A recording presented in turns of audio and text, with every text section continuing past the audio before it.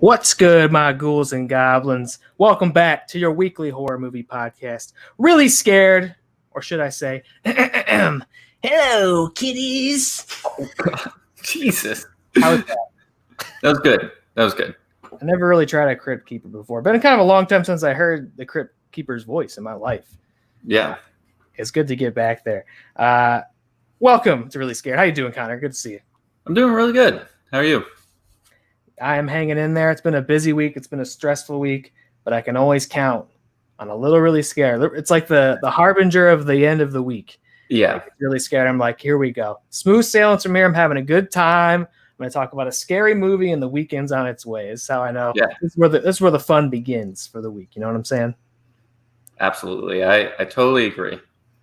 I know people are probably just coming off their Snyder Cut watch. I know you just had the opportunity to finish that saga. Yeah. Of course, we'll have a very long discussion of it this week, as I believe all Snyder Cut discussions tend to be or will tend to be. I don't think there's any other way to talk about that film, but we'll be getting to it this weekend on this channel. Looking forward to 20 that. minutes tops. I think it's going to probably be around 20 minutes. Yeah, just a quick, breezy little romp. No big deal at all. No big deal. Welcome back to Really Scared. I'm very excited about this episode. This is, of course, the show where every single week we are joined by a special guest to discuss a horror film of their choice. Could be their favorite. Could be the first horror movie. Could be so bad it's good. Whichever angle they want to take on it, they bring the movie to us, and we just give it a good look and a good conversation. And I'm very excited to go to the crypt tonight. We're going to be talking about a Tales from the Crypt film, Demon Night. Yeah. None other than JTE himself, the JTE Movie Thinks, and the movie Trivia Schmoedown fame, of course, on the Finstock Exchange. No bias to that faction this season whatsoever. Just feels like worth mentioning in conversation casually here. Before we bring JTE in here, before we talk about those Demon Nights, we got to let you know the best way to support the show. And that is, first of all, follow on whichever platform you're checking us out on, whether it be Twitch, YouTube, or Facebook. Follow, subscribe, like it, whatever you do on that platform. We'd love to see you try it out. And if you're listening to us on podcast channels, if you aren't listening to us live, if you're on Apple or Spotify, SoundCloud, iHeartRadio, what could you do, Connor Breedlove? What could they do for us on those platforms to help us out? Well, subscribe first. Oh, yeah. And then listen to us. And then when you're done listening to us, just leave us a little cutie. Something cute. Something small and cute. Doesn't need to be, a 4-hour read. just a little cutie. Just a short, sweet little cutie pie at the bottom of that review section. Just let us know what you think. Drop a couple stars, couple bones, whatever's on that platform, and just let us know that we're doing something you like. It helps us out, and it makes us feel real nice every single week to see that. And if I see something really cute, I might read it out on this show. You never know. I'll read your little cutie on air. Speaking of cuties, I got something to tell you, Connor. Did you know on this show that you can actually save 10% off of great horror movie themed apparel? Okay. By heading on over to wretchedapparel.com. And when you do, you could use this promo code. Is that what it's called? Promo code. Really Scared to get 10% off your order. Did you know about this? It's news to me. Had you heard this rumor? Yeah, wretchedapparel.com. They make great, comfortable, high-quality horror movie-themed apparel. Hoodies, T-shirts, tank tops, etc.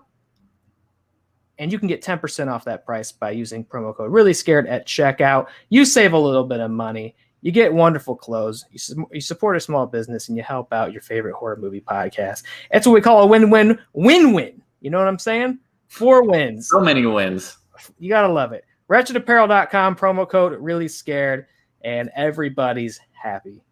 That's it. That's the way the sports show. So we support Really Scared, and we appreciate your support.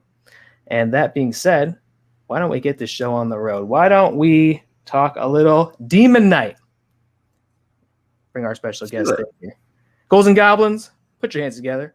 For the man himself, special guest, JTE. Woo-hoo! What's going on? How you doing, brother? Thank you for joining us. How are you tonight? I'm good, man. I'm excited to talk about this movie. It's one of these movies I picked because I feel like not a lot of people I run to in my daily life have actually seen it.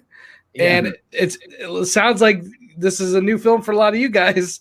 So I'm really excited to hear if my love for the film is just based on nostalgia or it is actually hold up. And I rewatched it this weekend. I still love it. But I'm so curious to hear you guys, because 90% of the time when I bring up this movie, people look at me like, oh yeah, I never saw that. I don't know if I even heard of it. So I'm excited to pick your guys' brains. Yeah, I think I was under the impression that I'd seen it, because when you told me Demon Knight was the film you wanted to talk about, I was like something was in my head, and I was like, oh yeah, let's do that one. And then I don't know, maybe I was just thinking of Tales from the Crypt in general, because then when I sat down, I was like, even from the start, the little car chase scene, I was like, this doesn't feel familiar to me. And like, I knew Billy Zane was in it, but and it kept playing. I was like, no, wait, this is something new for me. I haven't seen this before. And oh my God, it's a blast. It felt familiar to me because didn't realize this, but Nicolas Cage's Drive Angry basically ripped this movie off. Oh, did it? I haven't seen that since theaters. Yeah. But I don't remember much from it, honestly. You got a dude who stole like an artifact from hell. You got another dude from hell chasing him on Earth. Humans. Okay. That's what Drive Angry is about? Yeah. And then mortals come in contact, like get in the middle of this like good versus evil hell battle. It's basically the same movie. I'll have to revisit Drive Angry sometime. Now, no one said that, and I bet anytime a long time, yeah.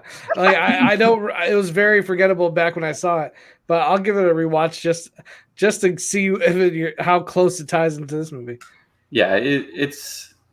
I was like, why does this plot seem so familiar? And I'm like, oh yeah, Nicolas Cage did a movie like this.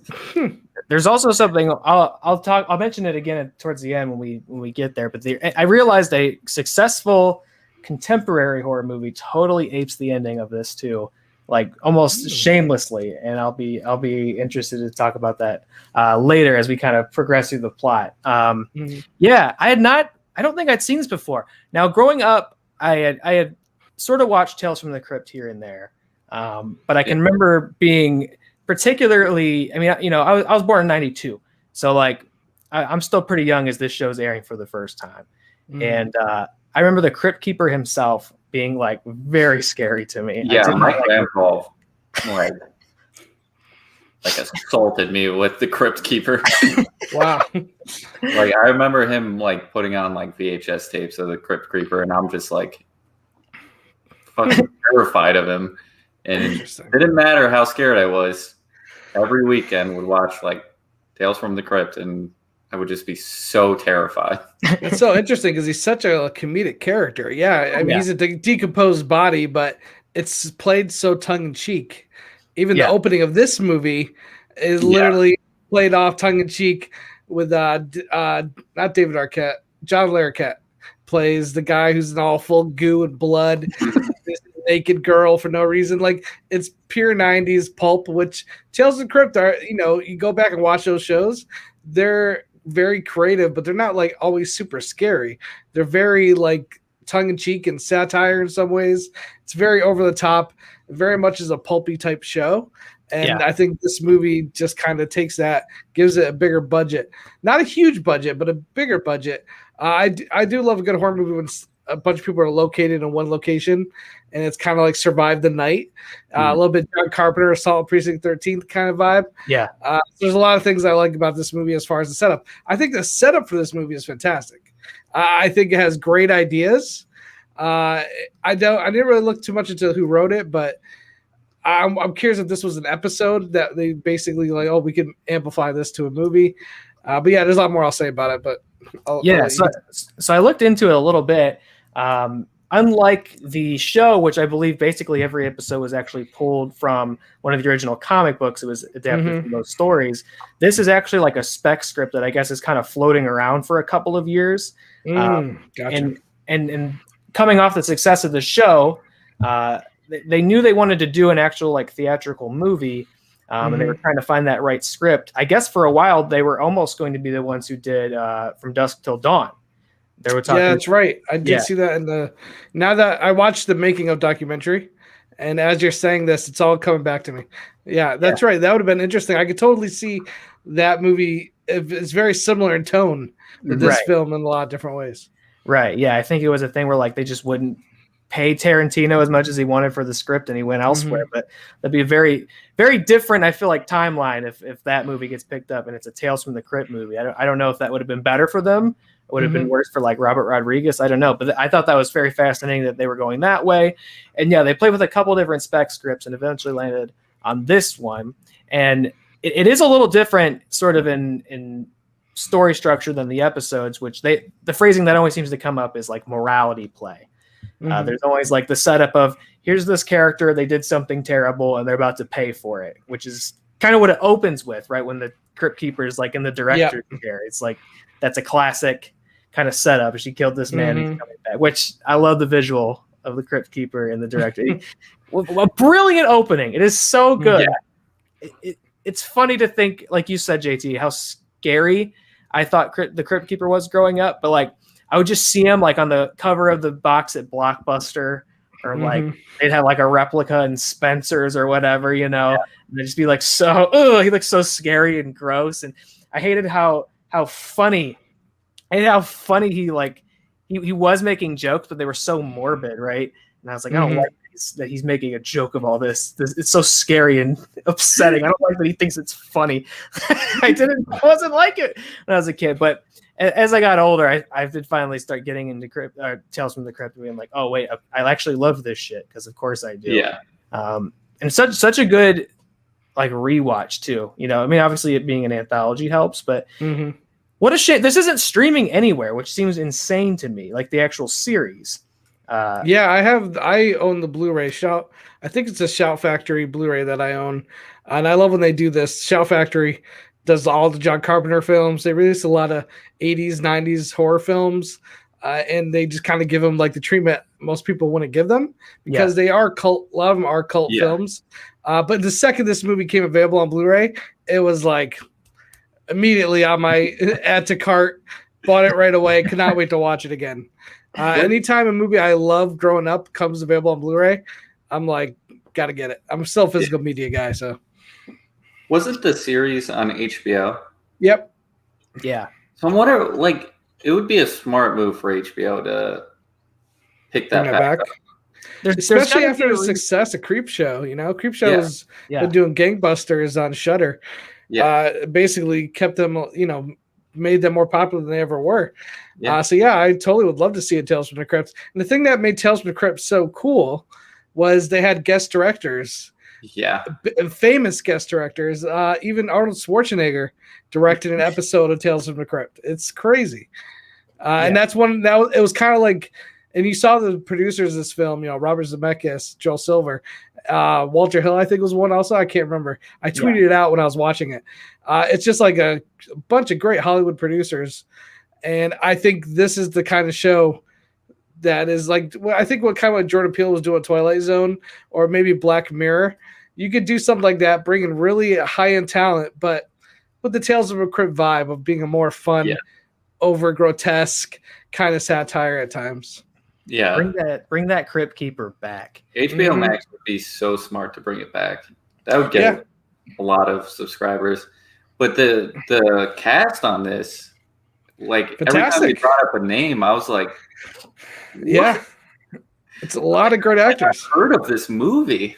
I mean, you got C.H. Pounder, William Sadler, Jada Pinkett Smith. The guy from Zodiac, and I can't remember his name.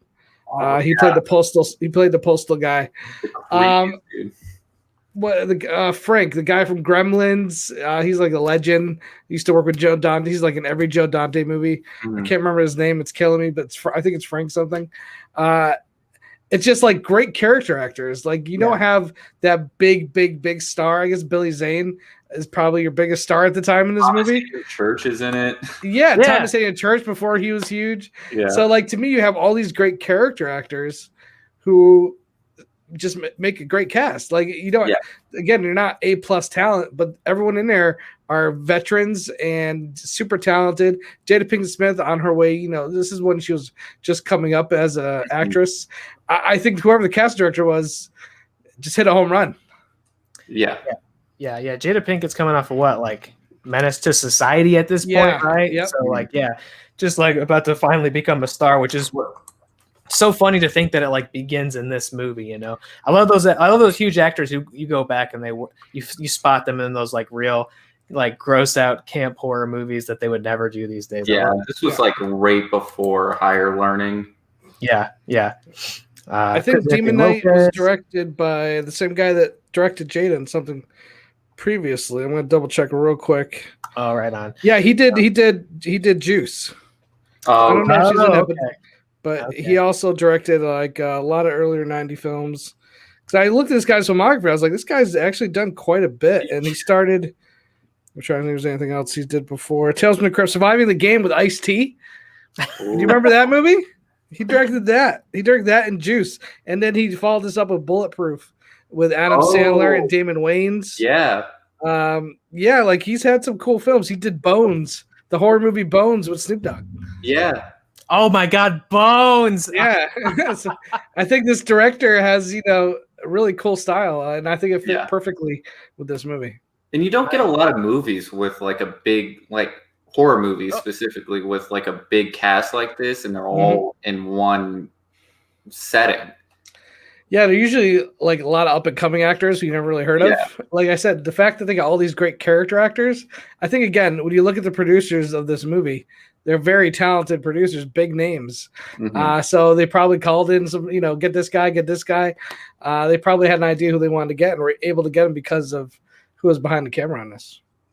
Because spoilers, I really liked this movie. I thought it was Good. A lot of fun. So okay, great. Watching it, I was like, man, I miss movies like this. Like it was just so fun to watch, and like seeing these great actors interact with each other was just so much fun, and I miss it. I miss movies like this. Well, the way it starts, after the whole Crypt Keeper kind of, fake out, when the movie starts, it starts with like Filter, last shot, hit me with your last. That song's amazing, and it just you literally start with a chase scene. Yeah, and I love how they start you with the action, so you're already like, what the F is going on here? And then the movie, as it continues, slowly starts to delve out all this information. It gives you the plot points, the story structure, the world building. But the way it starts, you're just like, who's this cowboy chasing this guy who you think's a criminal? Like when I first saw it, I didn't know who the bad guy or good guy was. I was like, whoa, what's going on here? What's happening? So I think it has a great opening shot and sequence. Yeah. That just kind of gets you right in. You're like, all right, I don't know where this is going, but I'm on board. Yeah, aside from like that intro, that car chase to start out the movie I was just like, oh wow, we're starting with action. All right. And it does the thing that so firmly like cements it in the 90s, which is like open with a new metal track. I love it. Yeah. Wait, you're right. That is a great song. Like I kind of forgot about that. That's Filter, right? I kind of forgot. Hey man, that shot. Yeah. That just it's like, it's so good. And then then there's a scene where like the car explodes and the cops show up and Billy Zane just walks out like, how's it going, fellas? And it's like, how's this dude alive? What the fuck's going on here? Now, this is there's a lot of great actors in this, but let's be honest, this is the Billy Zane show. Billy Zane is so good in this movie. He runs it. He runs this. As I'm watching, I'm thinking, has he ever been better in anything else? I like him in Titanic. He plays a real scumbag. I like him in Zoolander. He has a cameo. He's had some good movies. But when I watch this, I'm like, this guy is like on another. He's just having the most fun of anybody in the movie. And I just absolutely. He's charismatic. He's funny, but at the same time, he's still scary and deadly a little bit. I don't know. He just hits the perfect note for this character. And I think Billy Zane is by far the standout. I think it's my favorite performance of his overall. Yeah, gotta be. I mean, I know Billy Zane's in a ton of stuff, like a ton. Oh, yeah. He's one of those guys you open up. He puts out like 3 movies every year. But as I was sitting here, I was like, why haven't I seen more? Like this guy's killing it. This is a lead. Like this performance. It's it's really big, but it's so fun. And after this. Titanic's after this, isn't it? Which is again such a funny like 1-2 like years after. you do this and then you do what's for a long time the most successful movie ever made. Like what a weird and then he just kind of goes off and I don't really see Billy Zane anymore. But I was like watching this and I was like, oh wait, he's actually it's a terrific actor. Like if I ever knew that, I kind of forgot because he rules in this. He's having so much fun, and he's basically the like horror movie equivalent of like the genie from Aladdin. Like he's just setting up bits every scene. I saw this video where it was like you can make a Quentin Tarantino movie with like Mad Libs, and like one of the like inserts was actor that deserves a second chance or everybody's forgotten about. Just put Billy Zane in a Quentin Tarantino movie, and up again. I would totally love to see that. Underrated Billy Zane, the Phantom. I guess that's the other one, right? He's fine in that. To me, it's just the charismatic nature he has in his movie. He plays a devilish character who's just like absolutely kind of sick of everything, knows he's the badass mofo. I mean, when he gets thrown out the window and he like, I'm sick of this, and he's like, goddamn, he just starts going off about being like a redneck cowboy, and he's like, goddamn, and he just cuts his hand open, and the special effects in this, I love the practical effects. Yeah, the practical effects are so good in this. So good. And that's what really, I think, when it comes to horror movies, that's what, like The Thing, John Carpenter's The Thing. What makes that movie will never grow old because those practical effects will never be outdated because they're real, they're tangible. There's something you feel like you go out and actually touch. This movie, I'm a big fan of like Evil Dead 2. I love horror movies that scare me, but I also love these fun horror movies that really just kind of play with the genre, are over grotesque, and they're not really scary, but they're super entertaining. Cabin in the Woods, Evil Dead. This movie had some Evil Dead kind of vibes for me, especially when they get possessed. It felt very much like Evil Dead whenever the evil takes over somebody's hand and turns them all evil. So to me, as a big Evil Dead fan, I definitely saw some Evil Dead influence in this movie. I think that's why I really like this movie is because it did remind me of Evil Dead, and like got an Evil Dead poster back here, Evil Dead blanket, pillow. Like Evil Dead's my all-time favorite horror movie. Well, there you go. And this definitely had that influence kind of seeded into it. So I think that's why it was like a lot of fun for me because it reminded me of that. So yeah, definitely. All it's missing are those Sam Raimi like traveling shots, Something I think is also because we mentioned how it opens up, and you kind of like trying to figure out who's who in this thing. Something that Billy Zane's achieving in the movie is, which you don't see a lot, is when somebody's giving such a great performance as the villain that you're like, you can't help but feel like you're almost kind of rooting for them, like, because every time he's on the screen, I'm like, oh, this is the best part. And I keep going, this is the best part every single time he shows up. So I'm like, I'm kind of having a hard time rooting against him, even though he's so objectively terrible. But it just because it isn't just like, oh, he shows up, kills the guy, and moves on. It's like when you get into the different dream sequences and he's like appealing to all their like worst natures, especially like the tiki party scene later in the movie. It's just so funny, man. He's just having the best time. Another one of my favorite films when it comes to horror, like I think my favorite horror franchise is Nightmare on Elm Street. And this has some of those vibes too. The way he kind of brings somebody in, whereas like he takes your biggest fear and puts you in a nightmare around it. It seems like Billy Zane's character takes the thing you want most or the thing that your weaknesses are and kind of like tries to seduce you with that. The scene with all the naked women, the bar, the drinks, the prostitute telling her you just want to be loved. He's giving almost like this Don Juan kind of speech without talking. And it's like, oh, cool. This kind of reminds me of Nightmare on Elm Street, where he's using their weaknesses to like manipulate them.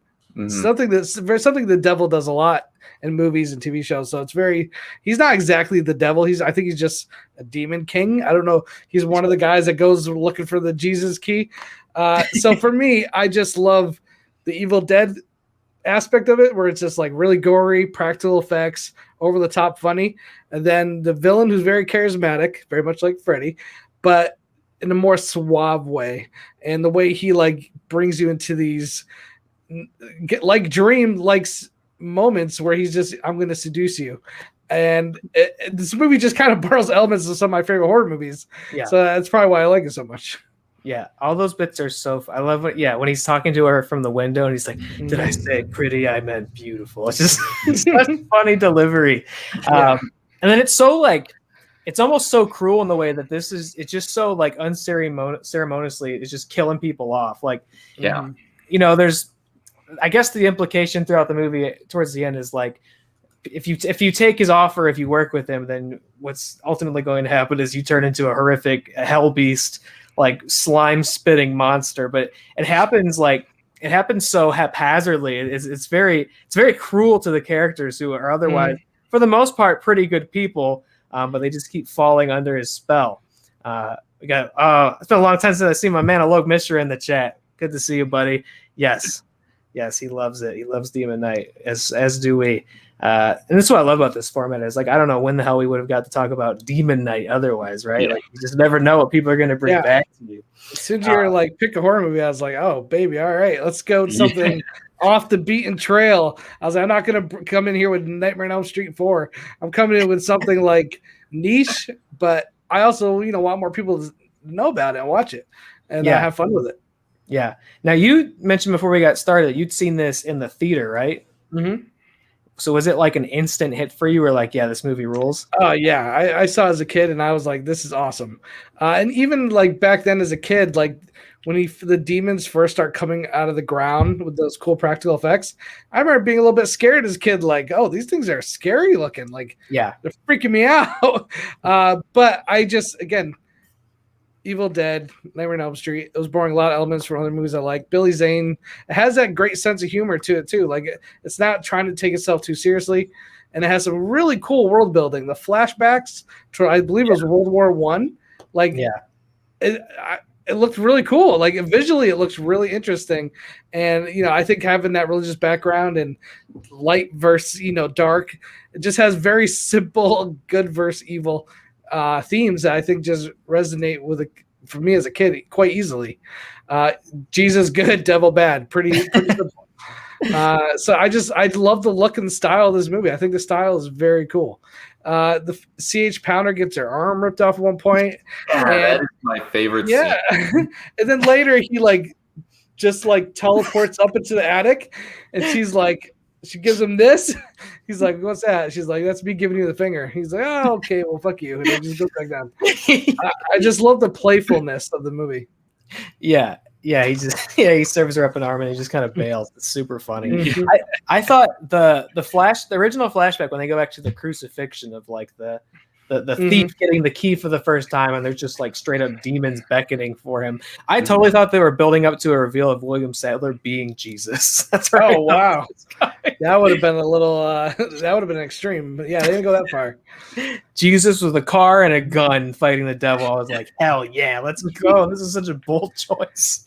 Do it. Well, I just love that setup. Again, the world building. They use his blood, and it really sets up the movie as like this, stuck in a house trope where they have to just put a drop of blood in every doorway, and it creates like this force field of that no evil could go through or else it dies. And they say very early on, we just have to survive the night. So immediately it puts a ticking clock on the movie where you're just like, survive the night. There's a spot where they need to get to make it out of here alive. And it really comes down to the people that he's stuck with are not all good people. A lot of them are very flawed people. Not, Thomas Hayden Church is just a bad guy. And it's almost like the devil uses the weakness of humanity it's like, listen, you're not going to win this. It's like, people are awful. And then Jada Pinkett Smith, who's just this girl who cleans up at the bar, no one watched the beginning of that movie thinking she was going to be a heroine and stuff. My spoilers, okay, because I feel like I'm spoiling the whole movie. Oh yeah, we're spoilers for Demon Knight. Okay, because I wasn't sure if supposed to just do no spoilers, but I'm just talking spoilers right now. Yeah, go for it. If you haven't seen this movie, if you heard everything I already said, still go watch the movie because it's a blast. Yeah, it's still fun. Spoilers or not, I love the whole sequence when they're just going around, like when the demons are attacking after they, we get familiar with all the characters and they kind of rat William Sadler's character out to the cops, and Billy Zane's character shows up. Yeah, and they've they've sealed off the windows, but the demons are still trying to get in. They just go around just shooting demons in the eyes. Yeah. It's just such a cool sequence. It's a great intro to all the characters also. Like, he's there, you know that he's like on the run. And then you know this Billy Zane character is not good, and yet the cops are helping him. So I feel like the tension when he shows up with the cops, it's such great tension in that whole scene. You've already, and again, it does a great job of introducing every character. All these, people who go to this bar all the time want to be the prostitute, the kid, like. It's just a great setup. It's great writing, honestly. Yeah. You might not like, the dialogue might be cheesy. The movie might be overall kind of cheesy and over the top, but it's a great setup. It's a great script that just sets everything up perfectly. Yeah. Yeah. And let us not mention dialogue. There's a line I just need to make sure is said at some point in this episode regarding Thomas Hayden Church's character, Roach. As we get who we get the sense is, he's a bad customer real quick. Super rude and dismissive. He's there to just see this prostitute who works in this hotel. And only cares about himself. Yeah, and you get the sense that he's there quite often. And he goes when he goes off with her, and the police come later, and they're like getting everybody out of their rooms to go downstairs and get an idea what's going on. They open that door, and his nipples are hooked up to like a car battery. Yeah. It's like, what kind of kinky shit is going on there? And he's like so embarrassed when the cop comes in, and he goes, "My nipples are smoking." Amazing. Was it Roach or was it Wally that was going to shoot up the post office? It was the post office guy. Yeah, I can't remember what his name was now. Probably Wally. It is Wally. It was Wally. Okay. Which is a great '90s joke. Like back in the '90s, going postal was just a saying. And I love that. I wish when I saw it, I was like, oh, they got guns now, but there's no ammo. But they find the grenades, and I'm just like, oh, this is gonna be awesome. And that one cop, the first cop gets his head punched through like Superman style, to the point where his head comes off, and he's like, "Get it off me!" And I was like. Right then, that's when I remember watching the movie again, being like, "Oh yeah, that's why I love this movie, because it's insane." It also reminds me a little like a Peter Jackson like '90s horror movie where the gore is just over the top, and that feels like something that'd be from Dead Alive almost. That's actually interesting. You bring that up because I couldn't remember it. Now I do. The Frighteners was the other one that they almost made into a Tales from the Crypt movie. Too. Oh, really? Great. Yeah, Peter Jackson. Yeah, that would be a good one. Yeah, but I'm glad they found, because those are two movies that were always going to get made. You got Tarantino, Rodriguez, Peter Jackson. They were always going to find a way for that to get made. I don't know if the same is true for Demon Knight. Maybe it would have found a home somewhere, but having the sort of the push of Tales from the Crypt, I think, enables it to get away with some stuff that it might not have been able to on probably a budget level otherwise. And I know that they even tried to make a cheaper version of this where they like cut the demons out, and they were like evil Bible salesman or something like that. Really? Oh my god, that would be horrible. And the writer like heard about it, the original screenwriter, maybe it was the director, and he was like, the movie's called, Demon Night. You gotta have demons. Like the demons look great. They look awesome, man. I love the green eyes. I love just the overall. They look like something that came from hell. They don't look like a cheesy kind of demon. They look like something that only could have came from the depths of hell. And I think their look adds so much to the movie. Yeah, they got kind of like this almost like Clive Barker vibe to me, where they have like these, like they have like chains and like piercings and spikes like rammed into them, and in addition to being like slimy, gross, like kind of witch-esque demon monster things too. They just got a lot of detail that adds more character to them than if they were just kind of your generic. I don't know what a generic run-of-the-mill demon necessarily looks like, but it's not this. These have a little more character to them. One of my favorite films is The Thing because of the practical effects, and it's just a great movie. The way these people get possessed and their mouths kind of detach and they just kind of lengthen. It reminded me of like The Thing. I was like, this movie just reminds me of all of my favorite horror movies, mashed in some weird way, in a very pulp, kind of over the top, fun way. I love practical effects. They don't use them as much as they should, and I love seeing a human's head just stretch out with a giant tongue. At one point, a tongue enters a wound. I'm like, this is gnarly. This is gnarly and awesome, and I miss stuff like that. Yeah, there's a lot of jaws like breaking and extending. That's definitely faces, just like that's so cool. That's this demon's signature move in this one, I think. Yeah, I'll take that over CGI every day. Yeah, the characters that we meet end up turning into demons, like prostitute. Name. What was her name? The Cordelia, that character. Oh, Geraldine. Or no, that was Geraldine's. It was Geraldine's Jada Pinkett. Yeah, I think Cordelia and the kid when they even Uncle Frank, whatever his name is. Yeah. Oh yeah.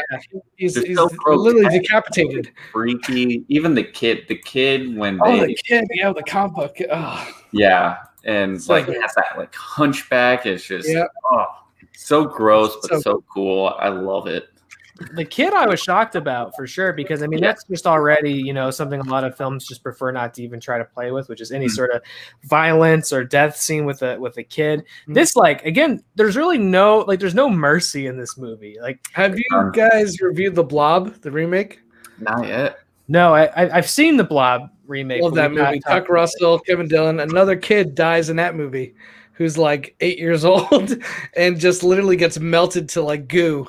And that's like that. This movie and that movie are like two movies that stick out to me that had the balls to kill a little kid in their movie. Yeah, I love it. That one's horrifying too, because it's like you can like see him getting digested on the way down. Oh my god! Yeah, again, great practical effects though, man. Yeah, I own out Blu-ray. I love it. Yeah. This it doesn't take any prisoners in this movie, like, because again, Tales from the Crypt, the setup was always like this guy's an asshole and he's gonna pay for it. Whereas this, it's like, I mean, some of them are. I mean, like again, the Roach character, and the demons and everything, obviously, like, but there's no real like crime committed amongst the lot of them that they're all paying for. It's like pretty much good people, and even a seemingly like innocent kid who just wants to read literally Tales from the Crypt upstairs in the attic. Nah, he's getting it too. He's gonna get turned into a horrible monster and be murdered for it to save their lives. I love the transformations in this. That was definitely a treat. Seeing them figure out how to turn, because it's that body horror thing, which we've talked about a lot on this show. We love that. You mentioned The Thing, which is like the ultimate example of that. Somebody turning it, and appendages growing out, and bones breaking, and like the Cronenberg's The Fly. It's that one's much more gradual and over a long period, whereas these are like instant, like more like The Thing, where you think you're talking to a normal guy, all of a sudden their head explodes and there's like 3 different little monsters inside. I just love that shock value. No warning at all. Like, it really does eventually set the tone of like, oh, any one of these characters could go in the next scene. Even if they made it this far and they seem to have like agency in the story, it's like, no, if Billy Zane gets to them, they might turn into a horrible like Resident Evil monster at any moment. Yeah, and that's probably some of the upside of not having a bunch of A+ stars. You have all these great character actors who are all expendable. Even the lead is William Sadler in a lot of ways, and then Jada Pinkett becomes the lead. But neither of those two were like super famous at the time. William Sadler was again another great character. He was in Shawshank Redemption. He's been like a lot of other films, but he was never a lead of a film like this budget film was. And again, I love movies when you start with somebody and then it kind of they hand off the baton, and like the way Jada becomes, I love when that happens, because it doesn't happen enough to me in movies. I didn't see that coming, really, and it's true, because William Sadler's like, he's the kind of actor who you go like, oh, I've seen him in like you think about it, and then you open up his thing and he's in like 20 things you've seen. He's never that guy's name on the marquee that everybody just knows when you say it. But he's a great kind of foil to Billy Zane, because they flip, I feel like, the dynamic of that, where usually the protagonist is fun and the one who like kind of owns the screen, and the villain's kind of the curmudgeon that you want to see fail. Whereas this, like, he's the straight guy, and the villain is just so over the top and just like loves being a villain. Like he's totally like, I love being evil. They do a great job of making you feel like they've known each other for a long time. Like he's been chasing him for a long time. Like there's history there. He's like, come on, man. He's like, and I think they do that very just by the way they interact with each other and the way they kind of almost have like this, not a relationship as friends, but like foes. You feel like this guy's been getting chased by Billy Zane for who knows how long. And they just had that certain chemistry together, which I think is awesome. Yeah, it's like, and that's the stakes, right? It's like every once in a while the stars align in a way where the demons get to come out and try to get this key. And I guess the idea is if they get the key, then they never have to go back to hell or whatever. They can reign dominion over the world. But yeah, once you have the key, it seems like you're not invincible, but you're kind of immortal because we see he hasn't aged since like 1917 when he gets the key, which I love that element to it as well. The idea that this is a battle that's been waged since like the crucifixion, right? Yeah. I mean, this small little, bar / hotel, the fate of the world is being fought with this group of people and nobody knows about it. I love the stakes in this are so high. It's literally the end of the world. But the way it all comes down to a small little group of people. I think that's such a cool dynamic, and it gives, the stakes could not be higher. They cannot be higher than they are in this movie. It's got it's a small film. Yeah. It's got a very like prophetic feel to it where it's like, oh, if 7 people, if there are less than 7 people there, then we're safe because they can't complete the prophecy. And then like the kid shows up and he's like, shit, the prophecy's coming true. I got to deal with this now. It sucks. I know. The one location element of it's really, I agree. I like that too. Yeah. I don't feel like you see it too much, but I like that it is mostly in that one building, which I guess was a set that they had built in like a air hangar somewhere. Yeah, in Van Nuys, California, they said. Yeah. Favorite goal in the chat. Good evening, Jessica. Great to see you. Thank you for watching and listening. Jessica with a K. That's right. That's favorite special. They built this house in like an air hangar, and I guess like a bunch of pigeons had like inhabited. That's right. Hangar. And they had to shoot a gun for every take. Yeah, because that was in the. Did you watch the documentary? Because that's where I saw that. Yeah, it sounds like we watched the same kind of retrospective. It's the one that came on the show. That was. Again, I just love. I think the director really brings a certain energy and style to this movie. I kind of want, like I said, I was going through his IMDb. I feel like in the wrong director's hands, this could have been a really bad movie. But I think the most important thing with this movie was the tone, and I think he got the tone from the very beginning. And Billy Zane is just throwing out gold nuggets left and right. He must have just let him be like, do whatever you want, man. I guess the sponge scene was his idea. Yes, I was waiting to talk about this scene. Yeah, he's just like between him and Thomas Hayden Church. Yeah, very basically like fingers to him, and then he's like, "You're gonna have to deal with that," and then just comes out of his mouth. And no special effects either. Yeah, he just put a sponge in his mouth and was like, "Whoop!" That's his idea, and I'm like, "That's awesome." And then he lets him go, and then he's like, "Oh, one more thing, I lied." And then let Thomas Hayden Church get. And that's going to happen. You're like, Thomas Hayden Church is an awful person. Like, you're going to trust the devil, like a demon? What are you thinking? That just shows you how good scene awful that guy was. Yeah. Yeah, that's kind of your classic Tales from the Crypt moment, like baked into the script is. Yeah. Here's the real shithead of the story, and he's going to have the most gruesome death that's totally, enabled by his own bad behavior. Which Let me ask you guys this: which I think is still really cool watching it again. When Jada Pinkett is hiding upstairs and she's in the shadows, and you don't know that she smothered the blood all over her. Yeah, I remember watching that thinking that is so freaking smart. He can't even touch you. And then the way he grabs her with the shower curtain, and I thought that was just so inventive. And there's a whole dance number again trying to seduce her.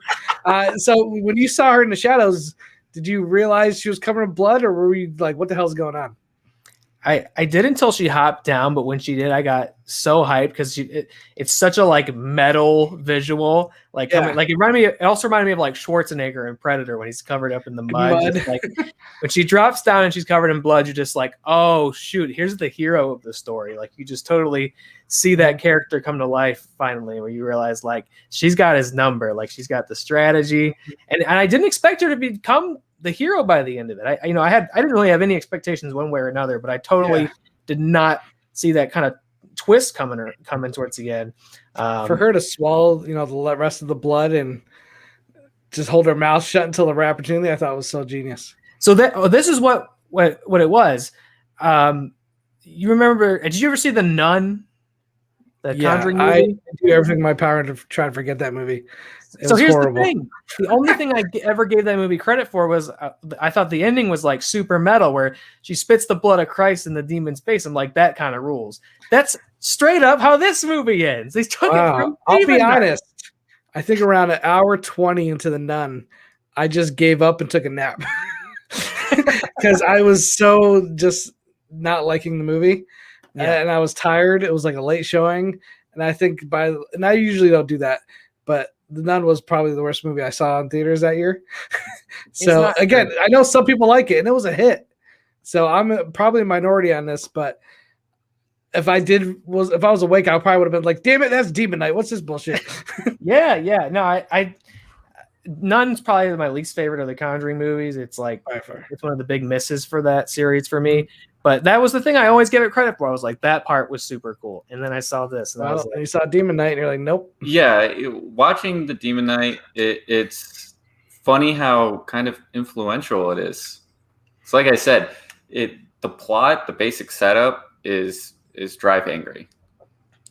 Yeah. And then you have like a major plot point in this movie used in one of the biggest horror franchises. It's like, wow, Demon Knight's actually very influential. Who knew? Interesting. People start paying out those Demon Knight residuals. You've been caught. Time's up. You've been caught on this. Yeah, like, for me, if I was shown like Evil Dead and like Cabin in the Woods, this would be a perfect movie to like put right in the middle of that or right at the end. Like, it's that type of horror film. And like my girlfriend does not like those kind of movies. She wants to be scared. She wants the atmosphere to be very creepy. Like she wants to be scared. And I told her, like, these movies like Evil Dead 2 and this, like Cabin in the Woods, you're never really scared, but you're having a great time because it's just over the top gory. Every genre has its subgenres. Like this is a horror comedy in a lot of ways. And Billy Zane, I could watch this just for Billy Zane. Just for his performance alone is worth a ticket to admission. So I would tell people, even if you don't like Evil Dead or maybe Cabin in the Woods or some of those like over-the-top, gory, fun movies, still give it a shot just because I think Billy Zane's on fire in this movie.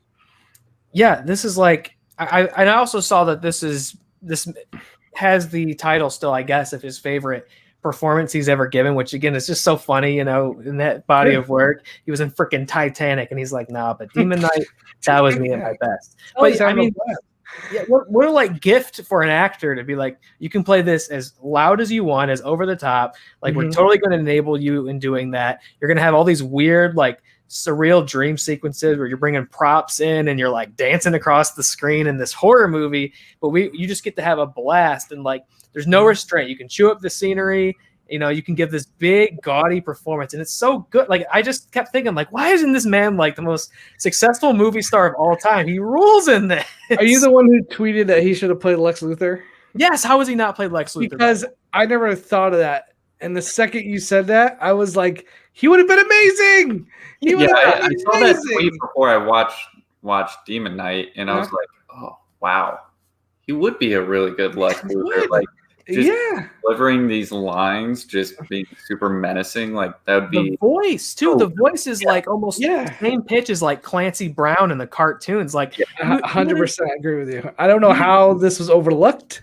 I don't know what happened, but imagine if they made a Superman movie in the early 2000s. I guess they did make Superman Returns, but that was a little bit later. He would have been phenomenal Lex Luthor. We'll never get it. Yeah, we could still watch Superman Returns. I don't really watch that anymore. Nobody watches Superman Returns.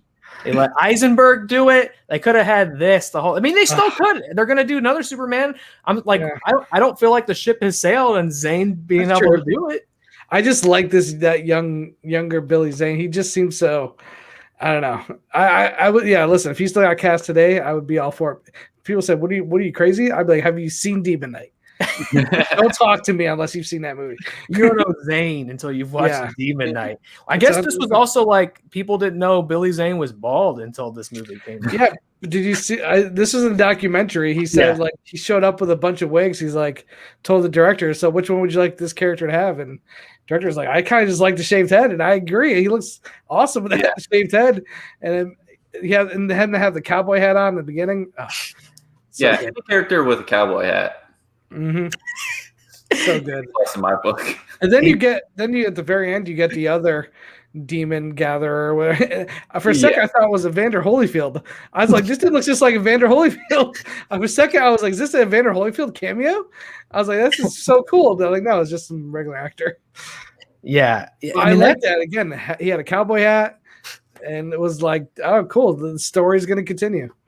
I love what that reveals is like these dudes love being cowboys when they show up. Yeah. Like they could have taken any form, I imagine. They're like, no, we had a good run in like the 1800s where we were dressing up like cowboys, and we really had a good time with that. Whoever had the key then. I do love the implication of this at the end that there would be more. Obviously, they never got to make another one.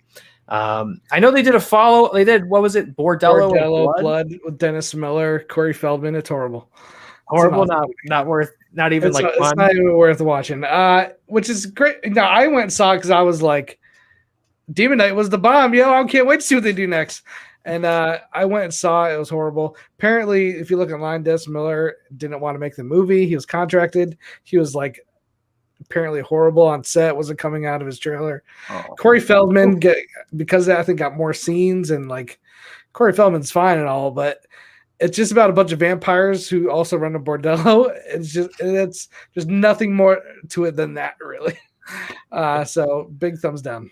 It's them going like, well, we will make From Dusk Till Dawn. Just you wait and see. And then they were supposed to make a third film. Originally, they were going to make it 3 films. That was their plan. And then Bordello bombed at the box office. So they were like, never mind.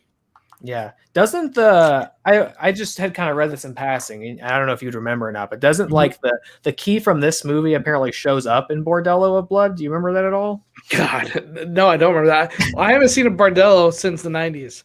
Yeah, I don't know. I never had any reason to go revisit, but I wouldn't be surprised. Yeah, it's Tales from the Crypt. That'd be cool.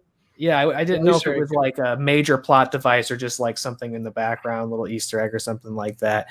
But yeah, I mean, it ends on this note of like they could do more, which they obviously don't. Now, it seems also, like Tales from the Crypt does that a lot in the show. Like it would just end with like the story's not over, but this is our tale. So I thought that was perfectly in line with what Tales from the Crypt does. Sometimes they'll leave with like a cliffhanger and with no intention of ever coming back to it, because every Tales from the Crypt is a self-contained episode. Yeah, it's always that thing of like I to kind of even make a parallel of like Goosebumps. There's always that ending that goes like it's all better except for this. Yeah, it's not. Yep. Which Tales from the Crypt even on HBO Max? I don't think it's even on HBO Max. It's not. There has to be some weird right thing. There has to be something weird going on. Yeah. Well, again, all those producers, they must. Who knows who has the actual rights? Right. Yeah, because you have like Zemeckis and like Richard Donner and like just all these. Yeah, all these guys. Yeah, there's got to be something weird there because this seems like such a no-brainer to put. They did release them on DVD. I remember that, but they never made it to Blu-ray. Yeah, I would love if they released all of them on Blu-ray. I would pick it up in a heartbeat. This seems like such a no-brainer streaming thing though for me. It's just like, man, I'd love to sit down and throw one on a whim. Like that'd be worth the price of HBO alone. Like, figure it out. I fucking lawyers, man. Figure it out. A lot of great, not just they would have guest directors. A lot of great actors would just show up on those shows. Yeah, it was awesome. It does kind of have that sort of like X-Files-y thing of like, well, everybody shows up on there eventually. Like if you were doing it in the '90s, you had an episode that you popped in for. And I think Billy Zane's even in a straight up episode too. Oh, really? That's cool. Right, somebody from, maybe it was William Sadler. That would probably make more sense. I remember reading somebody from the movies also just in an episode as well. Sadler would make sense because he's in everything. This movie's a blast. Just like you said, a great campy, fun, over the top, violent. Just it's like, rock and roll. It was just like I remember as a kid watching, just being like, "This is a blast! I'm having the best time." And visually, it's really well shot. The camera angles, the Dutch angles at times, because they were in a self-contained, like they built this set, they were able to light it so well, and even the outside stuff, you could tell there's like a map painting it back, but it looks so good. The World War I scenes, the crucifix, when Jesus' blood's coming out, like everything is so over stylized, almost like a comic book movie in some ways. That I think the style. They shot this like real gritty and like realistic. It would have just been a totally different movie, and who knows, it might have worked. But the style they went with, I think, just gives this whole film a whole different identity on its own.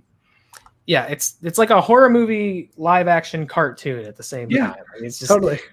And the parallel I keep drawing with Zane for me when I was watching his character was the genie from Aladdin, where it's just like he's just lining up a reference or a bit or a costume every single scene he pops back in. He's got a whole routine he's going to go through. I fucking love the Dick Miller tiki scene, which this movie also does. Like right away, it's like we're gonna let you know this is a movie because right away, boobs in your face. Like they're just doing things they wouldn't have done on the show. Billy Zane's doing like a New York accent there, and then he's a cowboy. He's just like having a great time trying all these different like characters and accents. Yeah, he's having a blast. Because he's having a blast, you have a blast. Yeah, and kind of in some ways, kind of ahead of its time in the way that in the third act, you go from William Sadler being the hero to flipping the script, and now Jada Pinkett's the hero, and you have this woman of color with agency at the end of a horror film who's gonna like bring down the devil himself. It's like that feels like a choice to me. That's something that I think a lot of productions probably weren't gonna do in the 90s. The director had a fight for Jada. Like they originally wanted like some white young 20-something girl, and the director had worked with her before and was like, I really want Jada. He fought for her to be in the movie, and I think she's great in it. Yeah, she's you saw the documentary. She showed up with her hair cut like that. That was not part of the plan. She was originally supposed to have long hair, like when she did the audition, and then she showed up with a short blonde cut, and the producers were like, "What the heck happened?" They're like, "We're gonna have to have her wear a wig," and she was like, "Yeah, I'm not wearing a wig." And I think it's great. I think it fits her character perfectly. It gives her something different. She must have just saw Demolition Man. They just had to walk down to Billy Zane's trailer and just borrow one of the wigs out of his suit. There you go. Yeah. Right? So apparently, one of the producers, like the guy who was going to produce the new iteration of this, said that the rights structure is the most complicated thing he's ever seen in his career. Oh my God. So tied up and complicated that probably never see it revived or put on streaming because it's so complicated. Hey, it happened with Wonder Years had that same issue because of music rights. Yeah. So it could be, I'm sure it's more complicated than that. Yeah. Apparently this was going to be directed by Mary Lambert, who did Pet Sematary. Oh, really? Cemetery and Pet Sematary 2, but when Pet Sematary 2 bombed so badly, nobody would fund anything from her. That's okay. I think this guy brought such a cool style to it. Yeah. I think he got the tone perfectly. So yeah, he gets it. And from what you were saying earlier, I mean, he did Bones, the Snoop Dogg flick. Like, man, that's the new challenge I want to submit. Somebody pick Bones for this. Yeah, show. You gotta talk about Surviving the Game with Ice-T, man. It's like I love that movie growing up. Yeah. So he definitely has an eye for action, and that's a great premise for a movie too. Like he seems to really get the tone. Yeah, no, it definitely feels like they had a great team on this, and like they just knew what they were making, and it was a good fit for Tales from the Crypt. And also bookends it with the Crypt Keeper bits, which I love. Him going to the red carpet premiere of I get final cut. So cheesy, punny. That's what he is. Crypt Keeper. Yeah. And that theater that they're at is in LA. It's the same theater where I went to the premiere for Creed. They have a lot of premiere. I went to the premiere for Daddy's Home 2 there. I went to the premiere for Creed, and I also went to the premiere there for what was it? Was it no, not Pacific Rim. There's I saw at least one more premiere there, but now I can't remember what it was. But as soon as I saw that theater, it's the Westwood in LA, and I was like, oh my god, that's where I saw Creed. So it brought back some good memories. So I was looking at the key from this movie does appear in Bordello Blood. Bordello Blood wasn't even one of the planned sequels. There's one called Dead Easy and then Body Count, but neither was made. But they ended up making Bordello of Blood.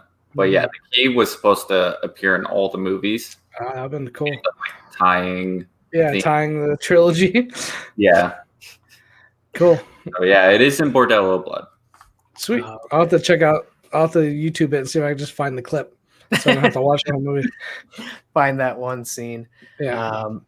Yeah, man, the movie's a blast. And it was just a treat to even like see Tales from the Crypt in any capacity, because I had it in a while, and as we're saying here, it's not so easy unless you actually have the hard copies of it. So it was really fun coming back and watching that in any capacity and seeing this movie finally, because this is, like you were saying, this is an underrated gem right here. If there ever this is something I'm glad you guys got to see. Now you're the type of people who I wanted to see this movie. Now you can spread the gospel amongst all the horror fans. Like, hey, you want a fun, cool horror movie?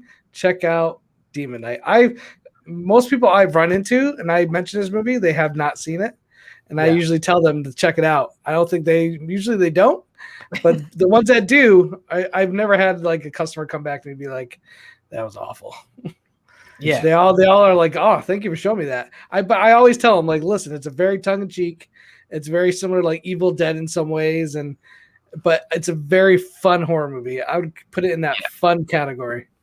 Yeah, it's definitely a movie like I can see like a get together with friends, exactly, and food and stuff, and just putting this on. Oh, for sure. Right, along with Evil Dead and if you're having like a Halloween movie night every couple of days at your place, you're like, all right, we're doing Evil Dead, we're doing this, let's throw in Demon Knight, and I feel like you would have a blast. I know my friends would have a blast with it. Yeah, especially if you see it enough times where you can like recite Billy Zane's lines. Yeah, I love showing it to people who haven't seen it, and because I know when everything's going to come up, and I'm just like, this is good. Yeah, it's great. And if you haven't seen it yet, I mean, it's streaming on Starz. I don't know how many people out there have Starz, but you can grab the free trial or whatever.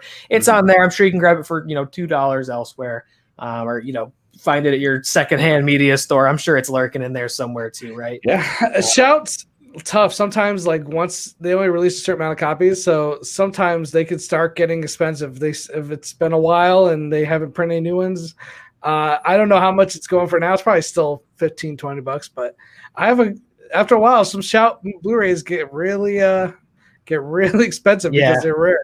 My guess is in like 5 years from now, my Demon Knight Blu-ray will be worth way more than when I bought it. So get in on the Demon Knight market now. Get your copy before it's too late. You can watch it as much as you want until you have to sell it off because you can't pay rent. Yeah, so you have to pay JTE a fortune to get a copy. Exactly. This has been a blast, man. Is there anything on Demon Knight we feel like we didn't get to that we want to talk about on this? No, not really. I mean, again, I just, I want more people to watch it. It's just such a fun horror movie. It's great. Like Connor said, if you're going to have a bunch of people over, if you've never seen it, get a bunch of people over, rent it, buy it, watch it all together and just have a blast, because I think it's a great watch party type of movie. Yeah, absolutely. Absolutely. Well, this has been awesome, man. Thank you for bringing this movie to us. Thank you for enlightening us to the Demon Knight. You're welcome. And joining us on this episode. It's been so much fun. JTE, where can all the good ghouls and goblins find you out there? Boom, right there. JTE Movie Thinks on Twitter. Just go there for now. I'll be around talking Snyder Cut the next couple days, and I'll probably do a video with somebody about it. And then I think I'm going to try to start doing regular reviews on my YouTube channel again, JTE Movie Thinks. Probably with Kong Godzilla, probably the start of reviews, hopefully weekly again, because more theaters are opening up. New York and LA are now finally open, so I'm looking at, and plus everyone has HBO Max, so they can just watch on there. Yeah, absolutely. Perfect. And make sure you tune back into this show next week, Thursday, 8 o'clock Eastern time. We're going to be joined by Who you got? Gold Leader. The Gold Leader. Oh, Gold Leader's coming on, huh? What's he doing? Gold Leader's doing Gerald's Game over on Netflix. Wow, Gerald's Game. Stephen King. I watched that. I liked it. It is an intense movie. I'm gonna have to prepare myself to get back into that one because it's pretty damn gruesome. But I mean, Demon Knight was in a house. Now you're going from a house to a bedroom. Yeah, it's going to get smaller spaces as you go on. Yeah, who's doing Get Out? I feel like that's so. I feel like that's so recent. Get Out. We had Matt Thomas himself on. That was on the 4th. So we got. Did he pick it? He did. Yeah, he did. Interesting. Okay. Yeah, that's on the YouTube. That's on the audio podcast channels. If you want to go back and listen to Matt's episode for Get Out. Next week we got the Gold Leader, who no spoilers, but made a brilliant debut in his movie Trivia Schmoedown match today. Very proud of the Gold Leader. Can't wait to have him on to talk about Gerald's Game, and we'll of course announce our April calendar podcast episodes on that episode as well. So tune in for that. And let me say, we got those MetaZoo decks in. We got the spell book. We had MetaZoo on last week to talk about Mothman Prophecy. The spell books are in, so keep your eyes peeled on our YouTube channel because we will be doing our unboxing, seeing what cards we got. I'm so excited to see what's lurking in here. I have no idea what that is, but sounds awesome.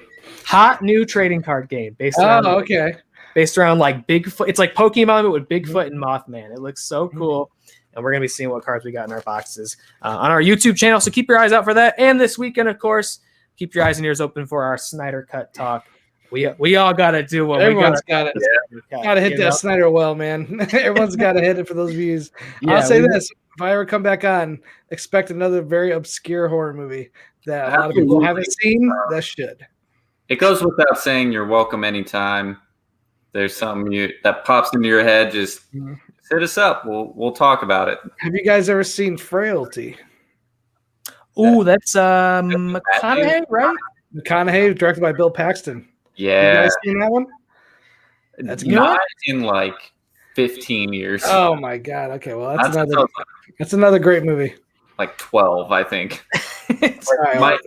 I grew up. My mom managed a family video, so I would just rent like 20 movies at a time, like stuff I should not be watching. Yeah. I was 12.